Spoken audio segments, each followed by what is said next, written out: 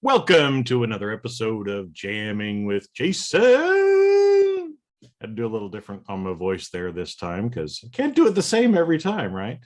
Well, hey, I'm excited for today's episode because I don't know whether you realize it or not, but one of my intentions is to bring very interesting people to the podcast and maybe introduce some topics that maybe you weren't even aware of. And today is going to be one of those. We're probably going to talk about some things that you might be going, what? Well, just stick with me, listen to the whole episode, because I promise you that as you listen, you're going to hear 1, 2, 3 things, maybe at least, that are exactly what you needed to hear today. And when you do that and you see that you got value from that, please make sure and share this with other people.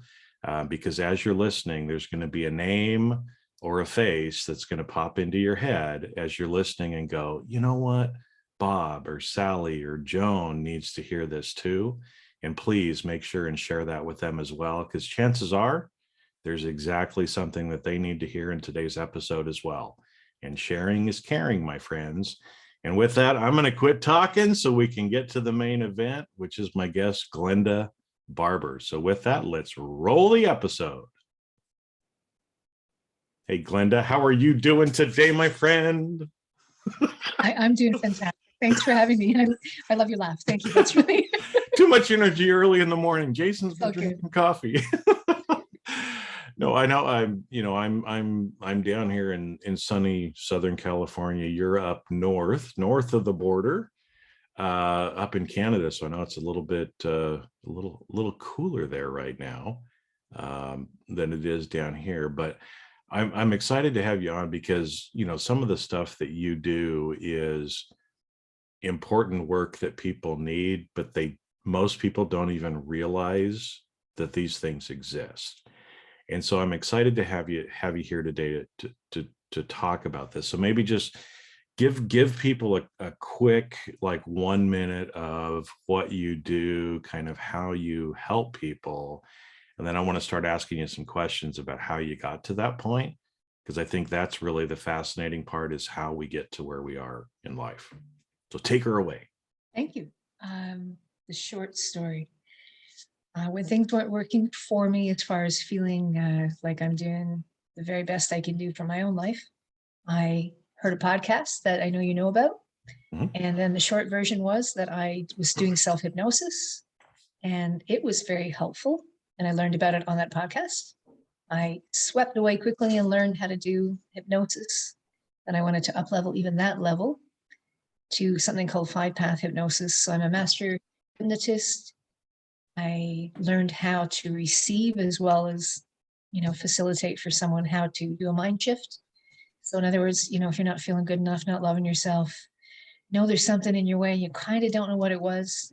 It kind of boiled down to me once I did the training and show up for people to provide them with that assistance was I wasn't listening to myself, and I had gotten out of congruence with, I'm going to call it alignment with my soul, but you can also refer to it as just your inner knowing. And when the two don't line up, you get discombobulated, and a better word would be confused, irritable, discontent. Start making some wrong choices. Yeah. Really, freaking out for scarcity. You got to work harder and struggle and do all the things that I'm learning now that didn't really serve me at all. And when I really listened most of my life was spot on. And gratefully, I made my major decisions in those times. So what does that have to do with the Hill of Beans is because I had a benchmark from those times. Now, when I listened to that podcast I spoke about early on, I found myself again. I went, dude, it's lovely to be here. I still had some stuff, though, that behind me was left a bit incongruent from my actions. So pulling all that together, this master hypnotist had to practice, right? And I also got some help with all of that. And the help is that I can save that. That's my journey to being a coach, a sacred space coach, a spiritual leader. And when I say leader, I don't mean leading of lots of spiritual people, as opposed to helping someone be in their leadership energy of more of how do you find alignment if somebody didn't know that? If you're fearful, how do you deal with that and you don't know when you're blocked? Usually it's just a matter of we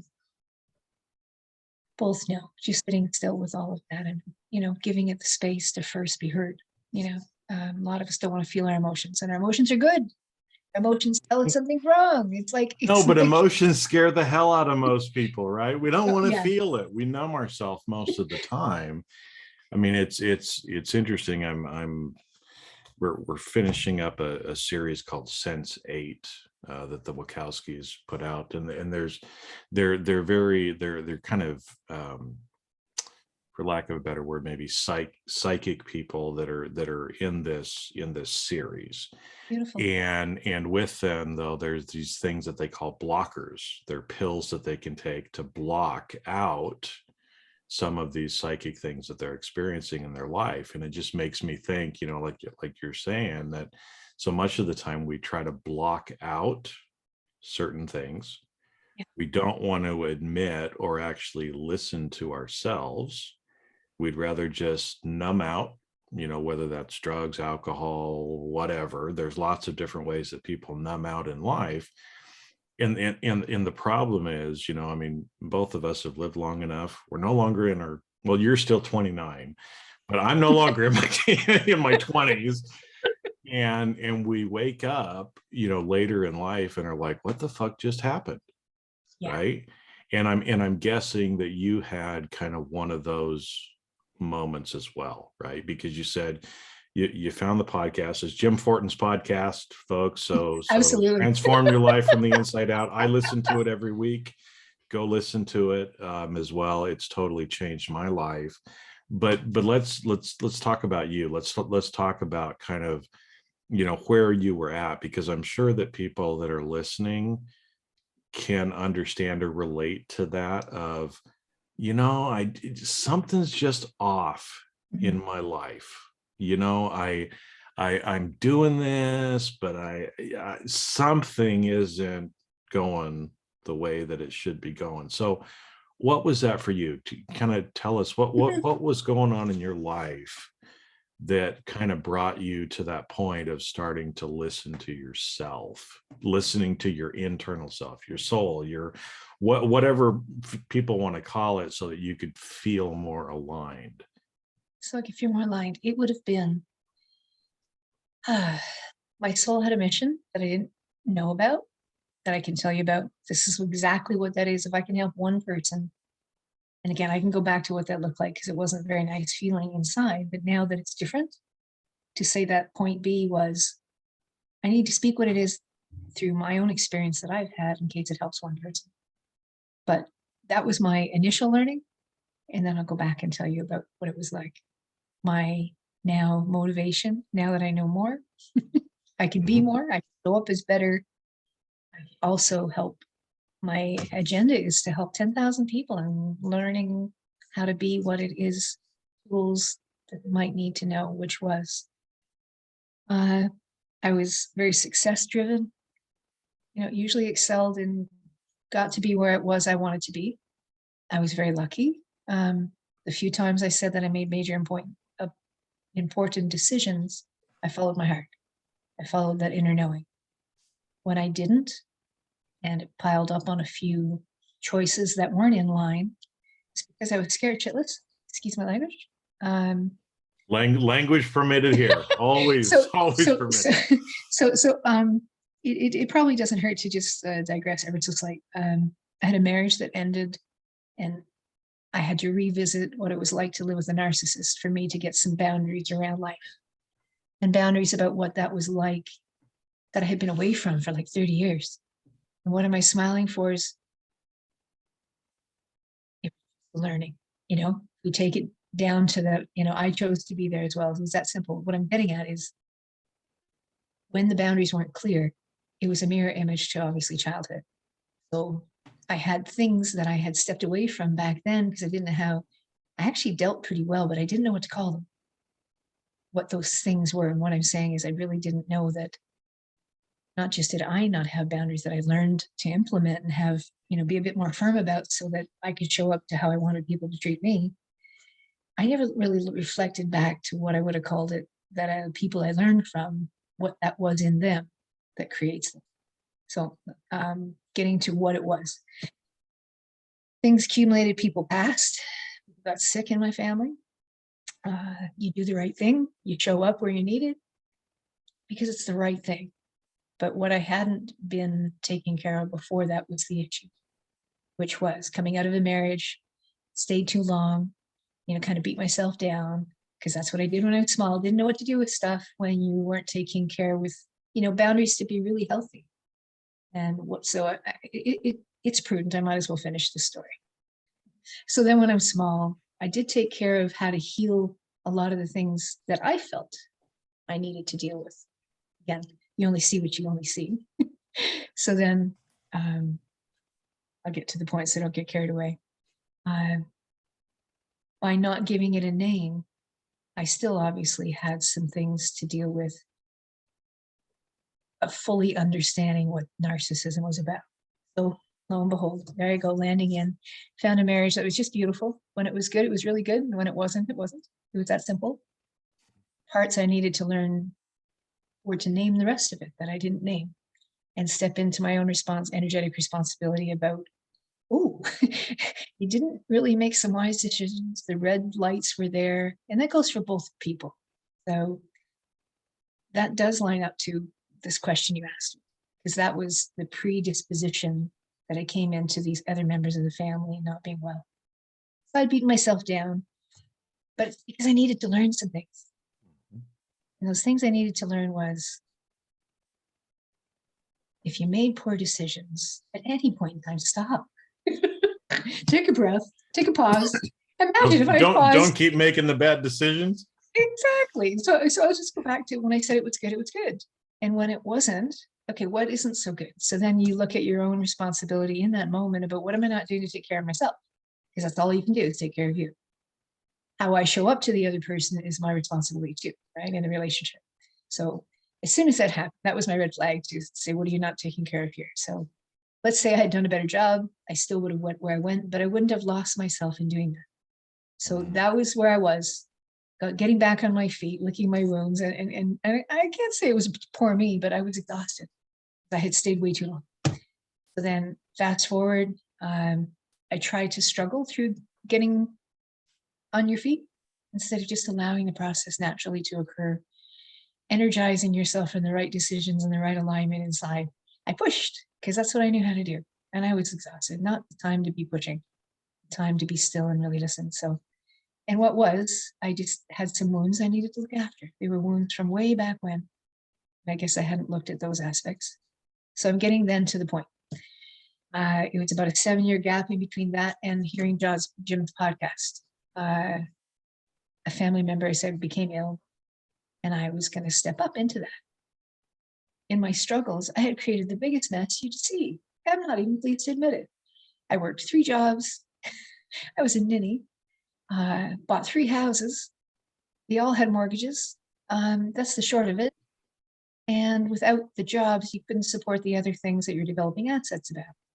Right intention, wrong synchronicities of energies. So, I mean, and everybody watching me thought, whoa, go girl.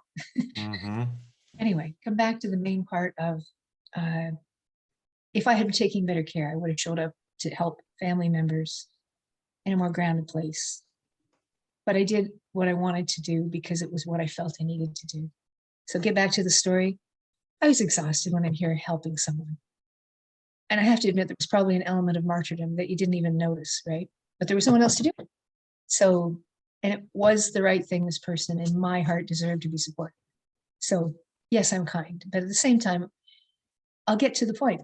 The point was, through all of that beautiful learning, it was the niggles of compass for my soul was basically redirecting me back to some things I needed to learn, which was get your ass here where family was, because that's where you need to kind of finish doing a little bit of business so I could grow and help those who needed it. And at the same time, it ended up to be me who got the beauty of it all.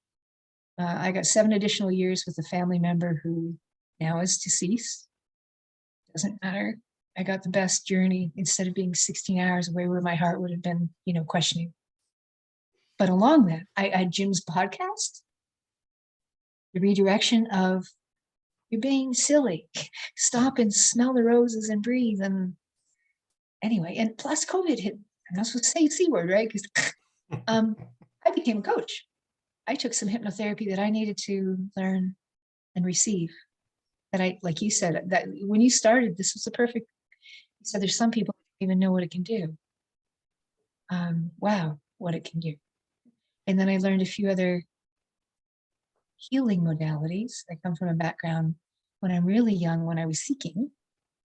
Oh golly, I'm on a tangent here. I got to stop for a minute, but I know where I want to go, but it's okay. I'm gonna need to breathe, I think. We like tangents on this podcast. Keep going? Okay, well, keep going. Well, when I was really young, I met somebody in my seeking years, before I had some sense of connection to self and something bigger than me, which set the bar for me. And I didn't know this. It was something I guess I kept comparing everything to. Get to it. She was a near-death survivor. Where she had been, she had experienced unconditional love on the other side. When she came back, she shows up to audit my teacher. This is a different time and place in her life, obviously. We're doing all this beautiful healing work in the Carolina Mountains in a retreat and supporting each other in learning about what it is to show up for yourself and affirm. Anyway, so here she is to audit my teacher. She walks in and the whole room does a double take. We don't even know why she's there. Don't even know who she is. She's by surprise. But she emulated this unconditional love that I get goosebumps when I think about it. So for me, my heart knows what that feels like. I never really knew how to term unconditional love in the kinetic part, and that's how I relate to the world. I get to the fast point. She does a meditation for her. She leaves. We find out who she was. And I come home and I'm like, who was that lady? I checked her out and she was written up in 3 different books about her near-death experience. But the meditation she shared with us was about an unconditional loving process, but it emulated that love that I, from then on, use as my benchmark. Because when I would learn other things since, I never realized I judged it according to that being now what I knew as this new thing. So it wasn't, I've kept in touch with the lady who gave me that course that day that her teacher came to audit us. And I contacted her. This is like 30 years ago. Like I'm in my 20s, right? Yeah. I contacted her this summer and I said, I need to come and see you. I said, because this is too weird. It was on Jim's platform with my connecting with self, because then I had the whole thing kind of roll out again. The previous 7 years, I was saying that I watched somebody else fall down, hurt themselves, and transition. But I was also, it made sense. I needed healing. I didn't know it. I wasn't going to step into it. And basically, that was the short of the whole journey to get reconnected with me. And there was a whole lot of beautiful things that come with all of that. It made me want to step up and bring this to somebody who maybe was seeking like I was a long time ago, who didn't know how to affirm themselves, didn't know what unconditional love was or felt like, or even how to measure it. I've got examples of even small things in their own life they could, use those as benchmarks. So they're off course like a compass. 20 years I was a forestry tech using a compass to trust yourself to get out of the woods in the middle of nowhere. So if I could trust the compass, then I could learn to trust myself. It was the reconnection with my soul. And actually, there's one more thread. Practicing with a peer, I got reintroduced to my soul actually through soul technique work with hypnotherapy. And it sounds absurd, but it was very real. And it didn't want to come to the earth in the birth canal. I didn't think I'd be sharing this with you, but here we are. People can think I'm a woo-woo. I'm not. I'm perfectly sane. I'm perfectly okay. That reintroduction was me going, I was coming from a place of unconditional love, and I knew where I was going because I'd already contracted why I was with my family. And I was a conduit to just help us all learn what unconditional love was. No more, no less. Just to bring that little bit of a flavor to it.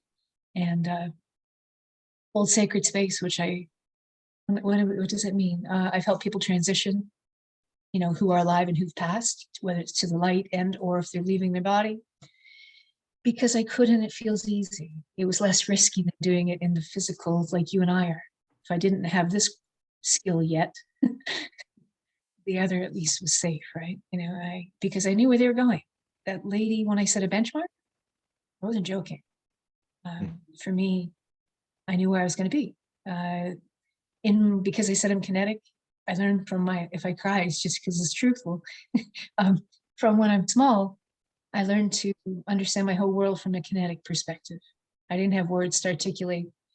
Oh, I might as well finish this part too. When I was small, up until the age of 6, I would go with other people at nighttime and we would heal others.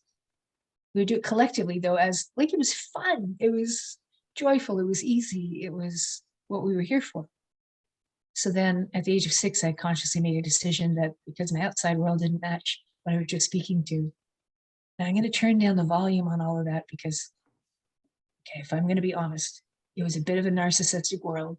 They did their very best and it was a loving world, but if you couldn't mirror that, it was not really, you were a bird brain or you're a kid and you're just placated, right? I can't blame anyone. It's just the way it was. So I chose to turn down my dial. And by doing that, I let go of something that was extremely important, which was me. I still had a good life, but it could have been much more enriched in quality with that other aspect. So if I'm kicking and screaming now, it's that I need to say this out loud. Yeah. Well, Anybody has, yeah. And I was going to say, I think it's, there's a lot of stuff that you just said there that I want to go back and pick apart some of it, because I think it just might have skipped over some people, because again, it's you said a lot of things that were really important, and I've seen this in my life. I've seen it in other people's lives as well. You use a term about your seeking years. When you were younger, back in your 20s, you were seeking for something, right? And you had this experience with this lady who had the near-death experience, right? And you felt something, and something connected with you, something felt aligned. But then what happens with most of us, right, is we get told, nope, now you got to be an adult, you got to go get a job, you got to go do whatever, right? Or like you said, sometimes the things that we experience may be a little scary to us, and so we choose to turn the dial down on it because we don't want to hear it at the time, right? And this is normal for all of us in this human experience, right? Is that we have certain dreams, we have certain things that we want to do when we're young children, even up into teenage years. And then what tends to happen is we become logical, we become practical, we put away those childish things, right? And it reminds me of one of John Cougar Mellencamp songs. When I was a young boy, I said, put away those young boy ways. Now that I am older, so much older, how I long for those young boy ways, right? Is that, so much of the time we know who we are as a kid, but then we forget, and it's later in life when we have to listen to ourselves and kind of come back. And it sounds like that's kind of what you've done, right? Is that the weight got so heavy on you, as you were talking about this one family member. You've got 3 houses, 3 mortgages, you're working all these jobs, right? Because you're coming in, you're trying to help, you're trying to be the responsible adult, but in doing that, you're giving away all of yourself and forgetting you and who you are underneath, right? At the same time, I was so far removed from my own connection. Yeah. I wouldn't have allowed myself to get to that had I been that connected. They were just, because cumulative, not that they were wrong, but cumulative choices didn't leave me the freedom to be able to make what's the most practical decision here? Do we just have somebody help him for now and then I go down? You know what I mean? I didn't leave space at all in my life at that time, but I was also recovering, right? So. Yeah, well, and you used a word there. What's the most practical decision, right?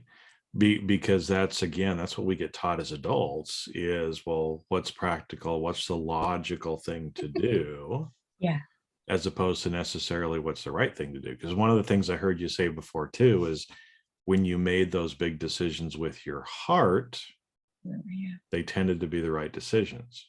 Not spot on. Yeah. Right. Which the flip side of that people forget is a lot of times the decisions we make with our head, yes, which are practical and logical, are absolutely the wrong decisions to make. Well said. Yes.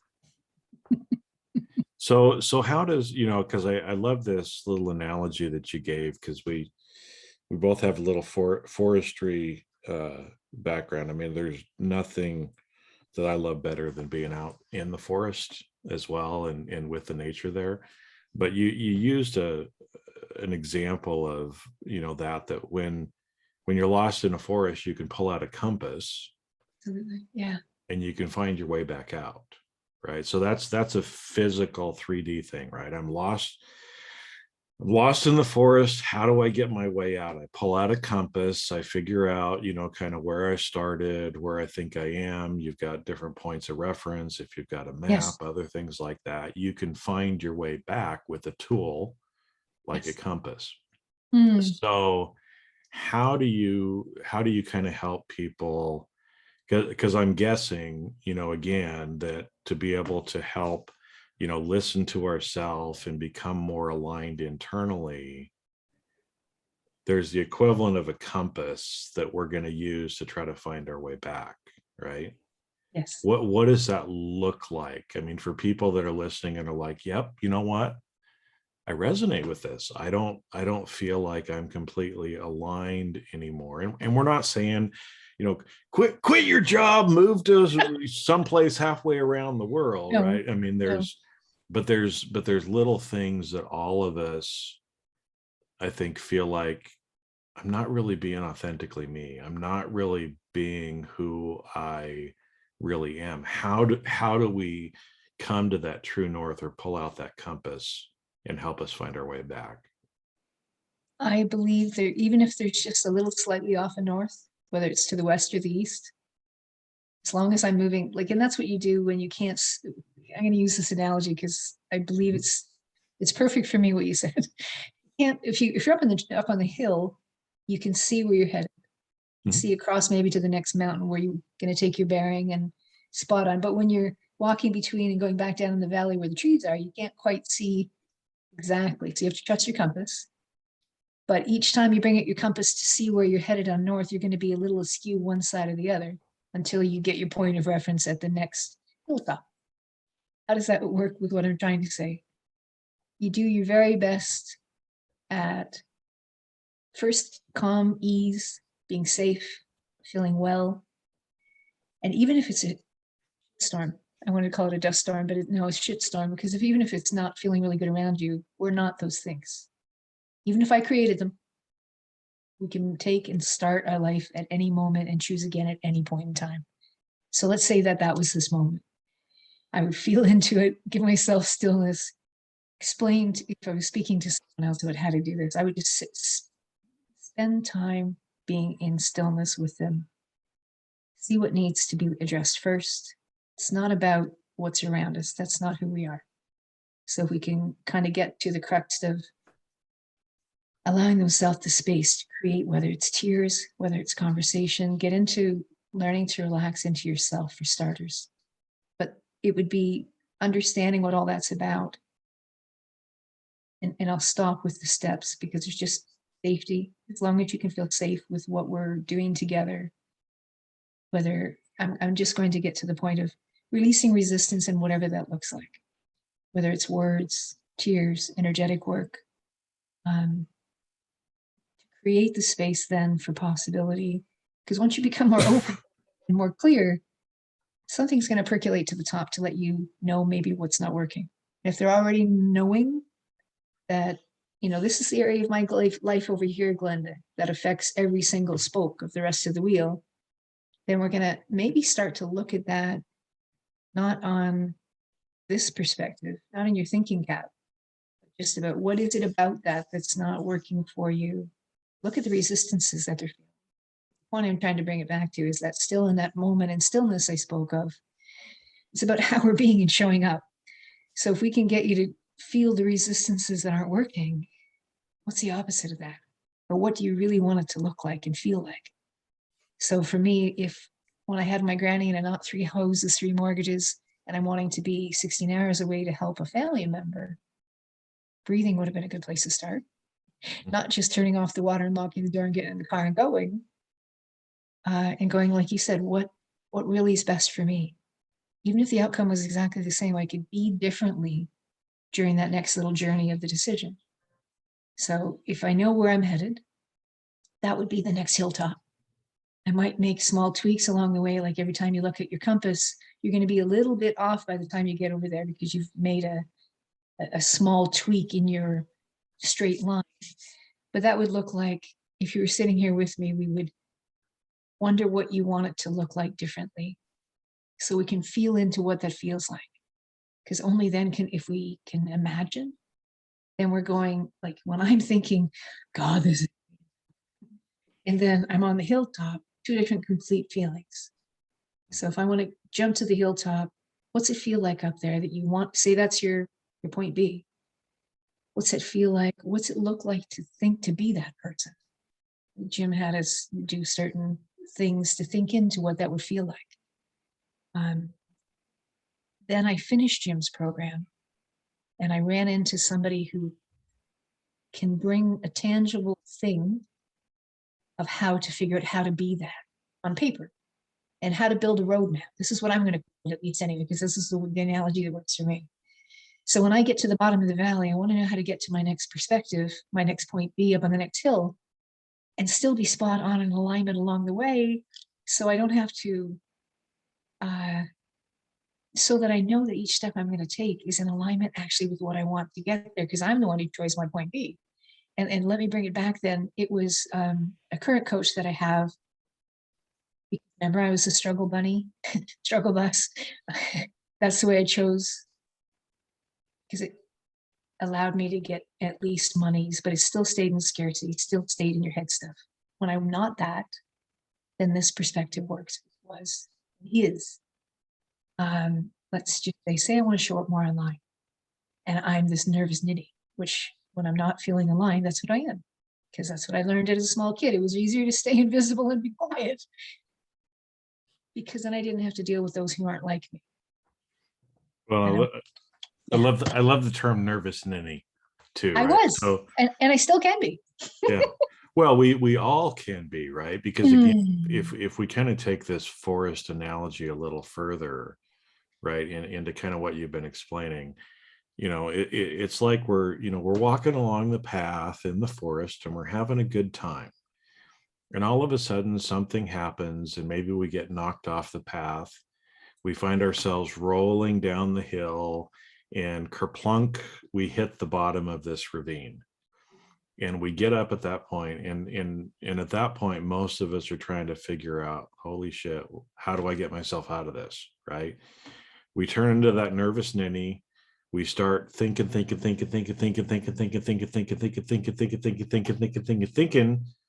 and all we end up doing is we end up increasing our anxiety and fear level, because our brain goes into hyper beta mode. And at that point, you can't think clearly anyway, right?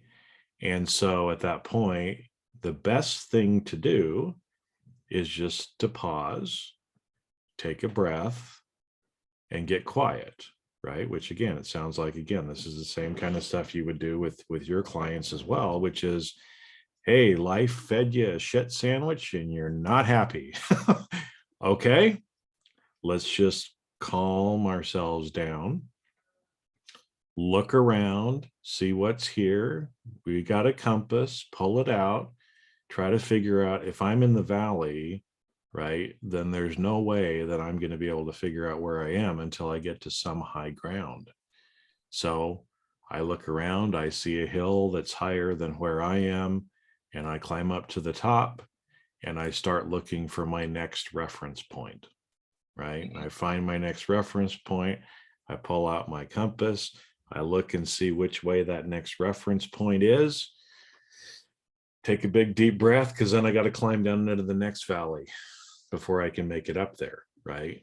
And I think, like you were talking about self-hypnosis, there's some different modalities like that, some of the Reiki healing, other stuff that you've done as well, that are tools like that compass that really kind of help us get to that next area, or release some of the baggage that we have that makes us feel like we can't get there.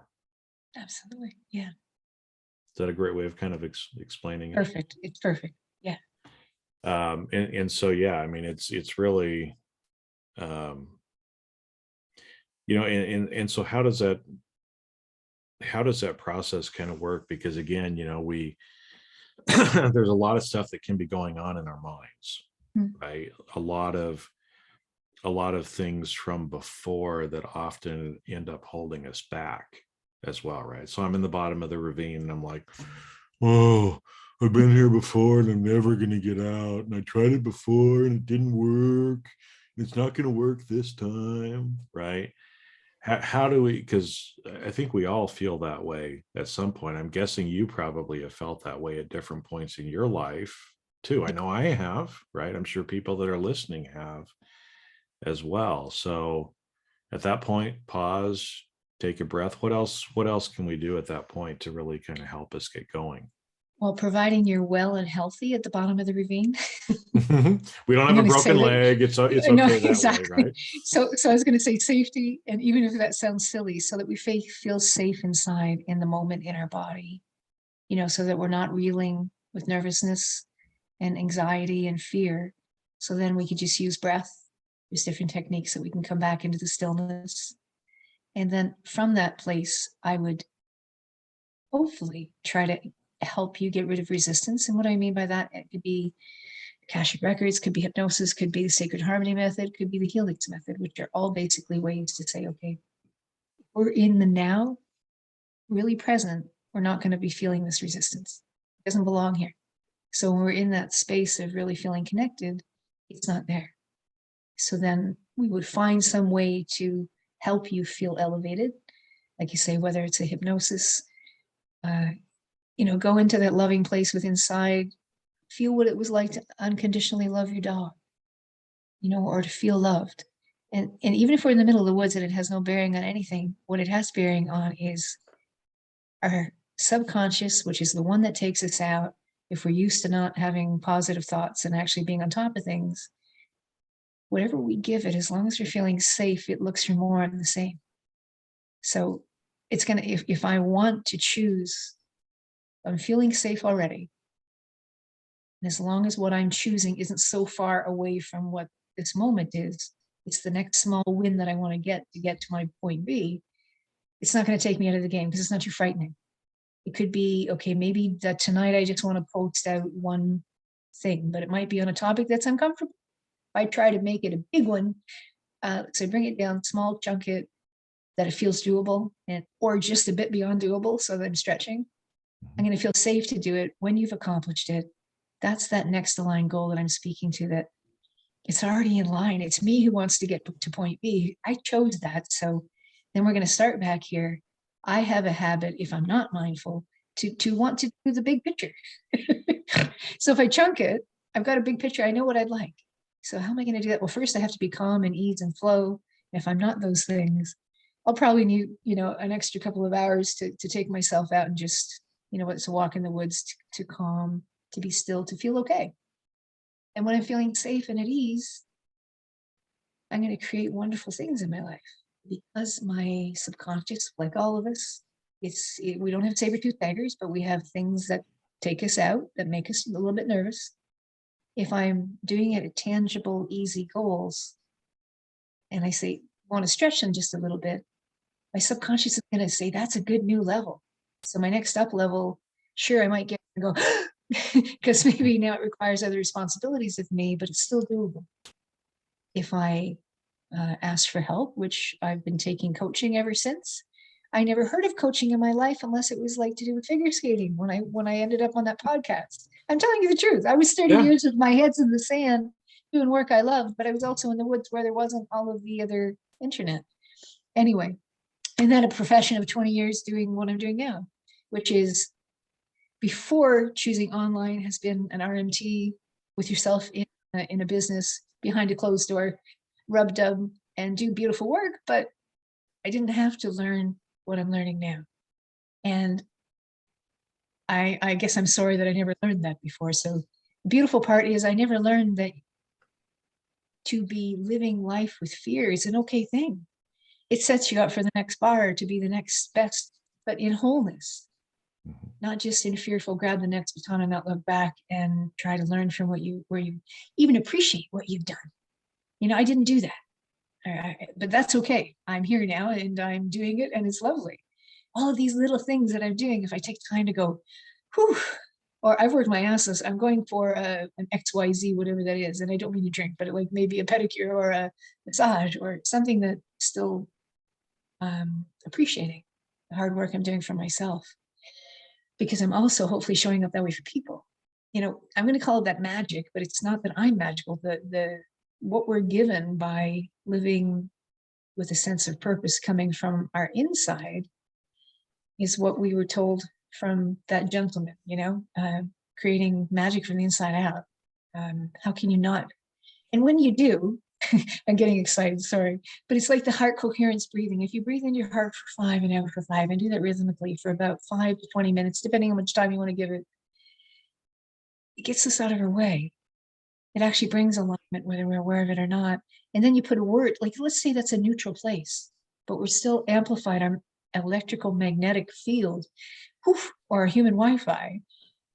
Throw a word on there that you really want to work on being, you'll be that without effort. So you don't have to sit there and go, you spent the time and really bringing in our electromagnetic frequencies there anyway. What do we want to be? Do I want to be a loving, caring person? Truthfully, in this life, at this point, if that's all I am, I create the world around me that is that, and I get the reflection back. And then I can show up to somebody who is that. Or a seeker. Forgive me. As long as they're seeking, we're in. We can work together. If there's somebody who's trying to, yeah, I'll stop. I sound like I'm not an evangelist. I'm not hopeful, because I want the person who's in the bottom of the valley, doesn't know how to get to the top, who just needs the compass, but somebody show them how to use the compass. Yeah. Well, because I think that's the important thing, right? I mean, I grew up being a Boy Scout, so I know how to do that because I was taught how to do it. You could throw me in the middle of the woods somewhere, give me a couple of things, I would be fine. I would be able to live and survive because those were things that I've been taught, right? But I think it's important, again, and this is, whether you have to get out of a forest, okay? Here's your little roadmap if you ever find yourself at the bottom of a valley, right? Take a compass if you go hiking. Always take a compass, take a knife. There's a couple things you should probably always have with you. But what's interesting is I think that this is where you mentioned a couple things here that I want to go into, and then we're going to go back to the broken leg too. Because, when you find yourself there, I think a lot of times as humans, we're used to success and trying to push ourselves and stretch ourselves. And I think a lot of times we try to stretch ourselves further than we can honestly go, and then we feel shitty about ourselves, right? So it'd be the equivalent of like, I'm at the bottom, I've got 1,000-foot mountain, I've got to climb here, and saying, okay, Jason, you got 5 minutes to get to the top. Ain't no way I'm getting to the top in 5 minutes.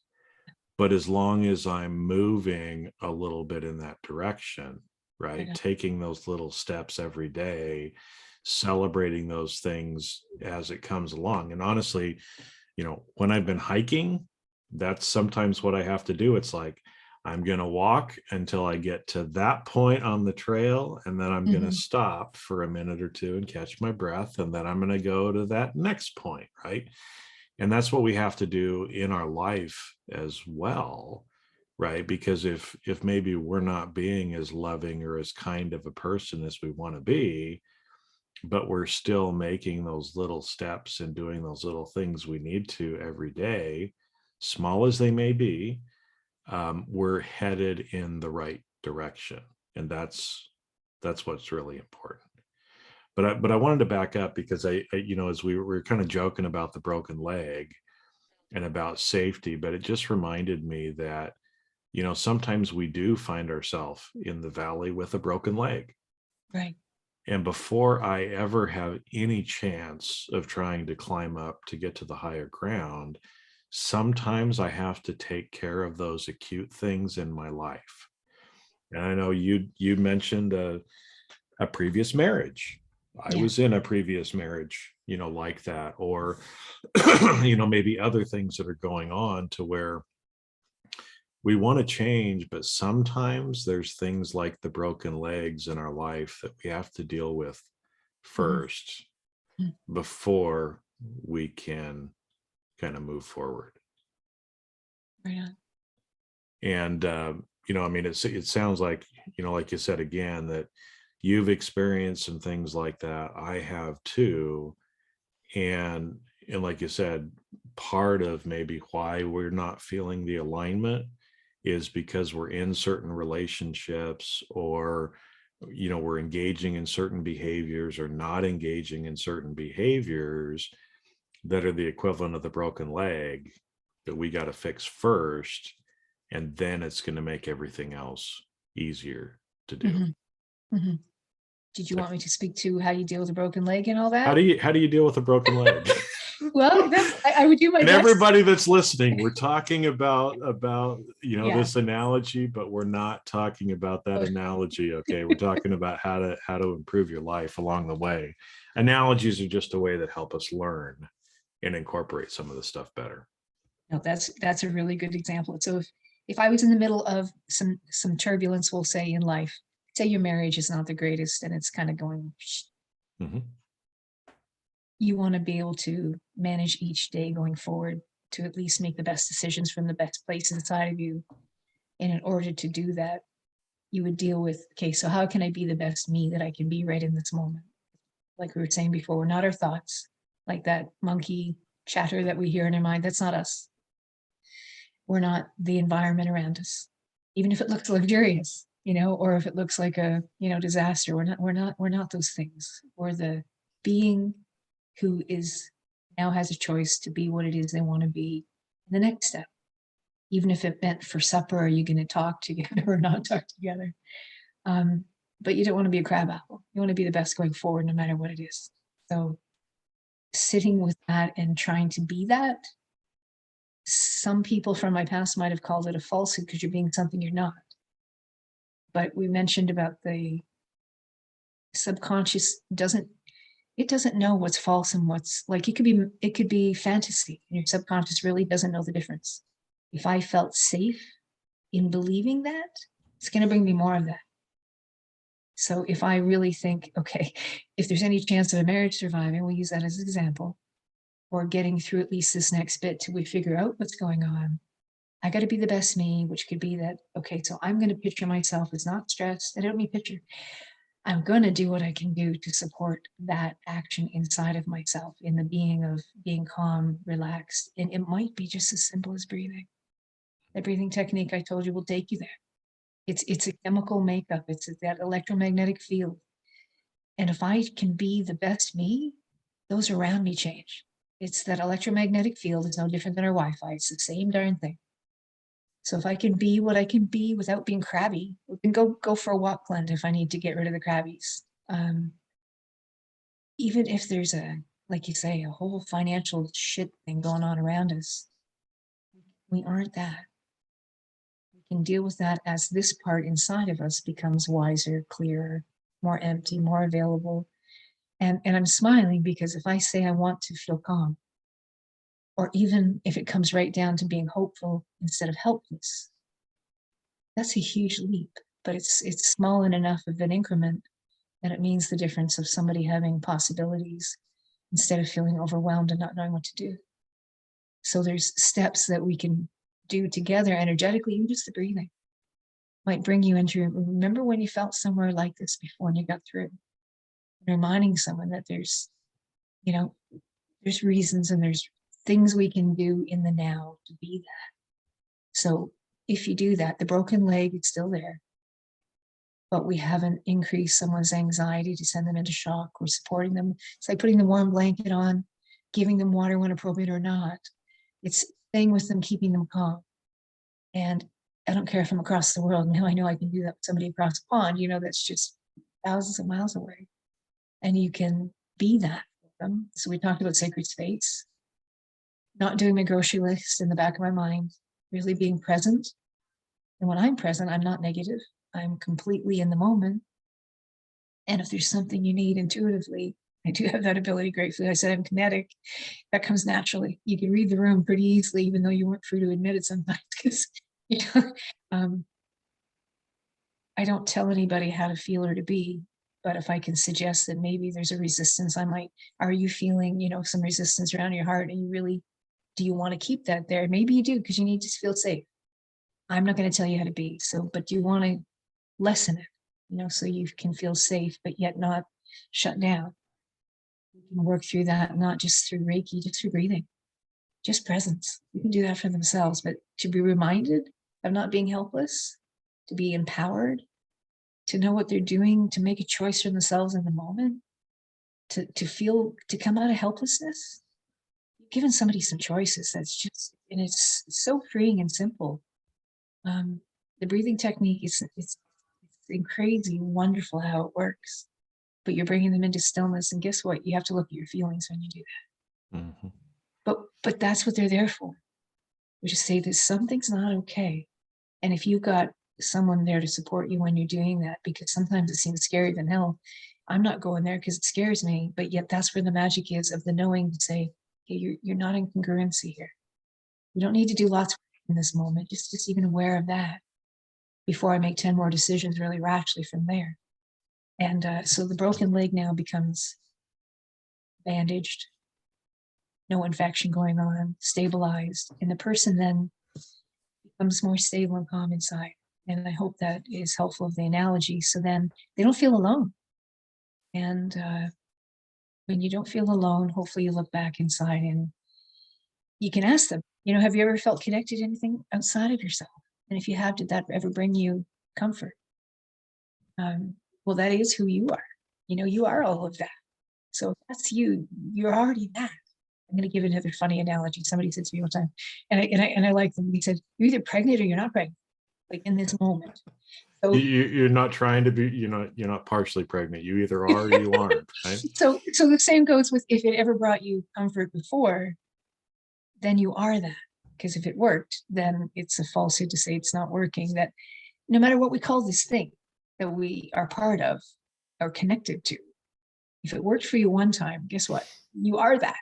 You know what I mean? So in other words, just breathe, go inside, and really try to be okay that we're not broken. There's nothing wrong with us. There never was.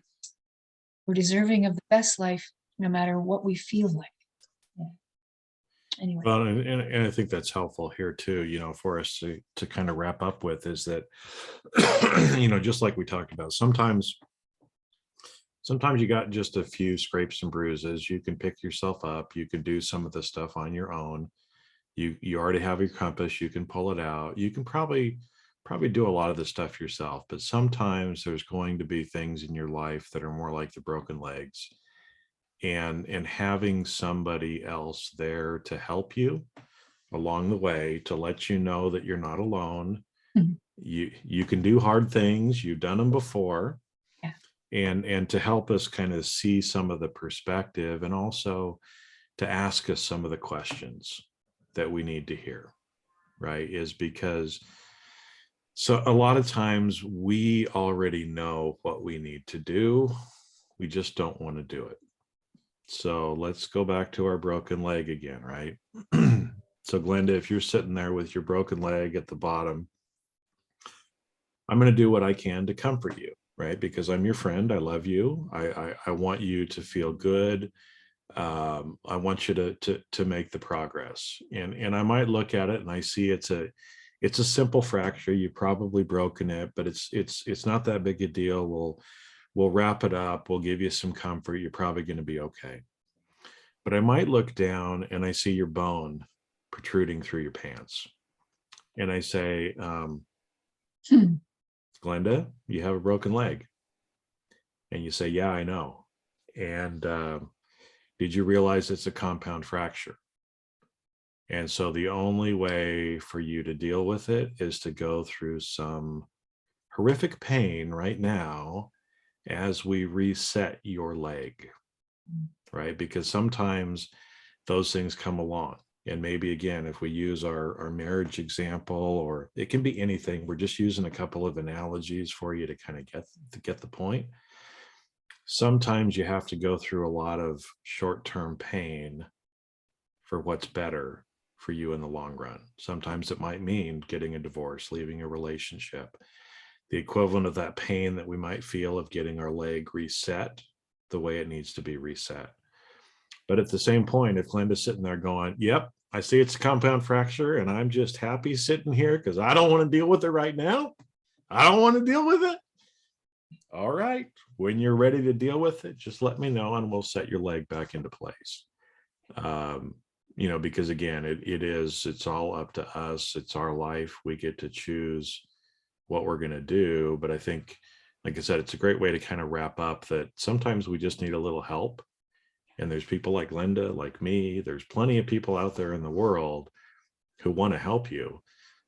And, if you resonate with certain people and you think they can help you, then ask for help, right? That's again, the one thing, one of the lies that we get told as adults is you can just do everything yourself. We can't do everything ourselves all the time. Can you perform brain surgery on yourself? Of course not, right? You would need some help with that. And it actually takes more courage to ask for help and to get help than to try to muddle through it yourself. So anyway, well, Glenda, I have really enjoyed this discussion today. Any final thoughts that you kind of want to share as we kind of wrap up for today? If it resonates, anything that I've said, if it resonates with anyone and they have any questions, I'm more than open, even just for a clarity call in regard to putting you on to maybe who can help you if I can't, and explaining a little bit about the journey of what it looks like. And if you are inclined to think you might want to take any type of coaching, hypnosis, you probably are not necessarily in need. That wouldn't be fair, but it's helped immensely lots of people. It's helped me. So does coaching, period. Just a little bit of a nudge, I would say, just to get onto your north. It's all we need to be is the next right decision in the next right moment, and then the rest line up to be true. True north, we'll call it. So thank you for the opportunity even to talk about it, Jason, and I can learn a lot just by listening as well. So thank you very much. Yeah. Well, my pleasure. And so reach out to Glenda if you want to. She's on social media. She's got a website. We'll put it in the show notes as well. And because she's up in Canada, it's glendabarber.ca instead of .com as well, right? So, but yeah, we'll put all that stuff in the show notes as well. But I appreciate you taking the time today and getting to talk about the forest and hiking and everything else. It's time for me to get back out there again. and spirituality in the forest, to me, those two topics yeah, they're perfect. Thank you so very much. That was lovely. Thank you. Okay, thanks. Bye. Thanks again.